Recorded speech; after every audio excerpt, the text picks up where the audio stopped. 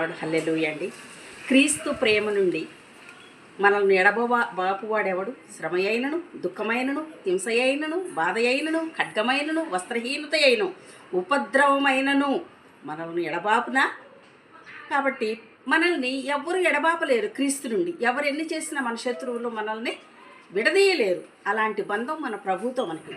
మరి మరణమైనను, జీవమైనను, దేవదూతలైనను, ప్రధానులైనను, ఉన్నవి అయినను, రాబోవునవైనను, అధికారులైనను, ఎత్తైనను, లోతైనను, సృష్టింపబడిన మరి ఏదైనను మన ప్రభు అయిన క్రీస్తు యేసునందలి దేవుని ప్రేమ నుండి మనల్ని ఎడబాపు వారెవరు అని మనము నమ్మాలి.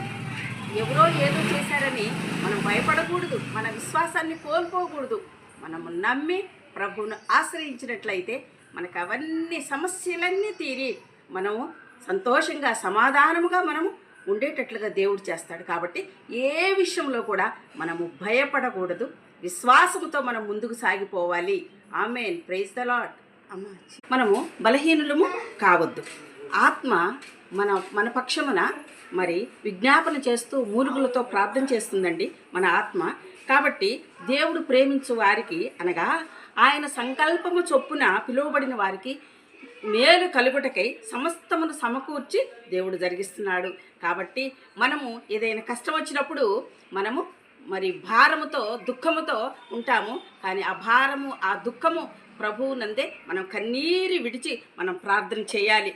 కాబట్టి ఎవరిని ముందుగా నిర్ణయించినో వారిని పిలిచను, ఎవరిని పిలిచినో వారిని నీతిమంతులుగా తీర్చును, ఎవరిని నీతిమంతులుగా తీర్చునో వారిని మహిమపరచను. దేవుడు మన పక్షమున నుండగా మనకు విరోధి ఎవడు? మనకెవ్వరు విరోధులు ఉండరండి. కాబట్టి మనం ప్రభువునందే విశ్వాసం ఉంచి ఆయన మీద ఆధారపడి ఉండాలి. ఆమేన్. Praise the lord.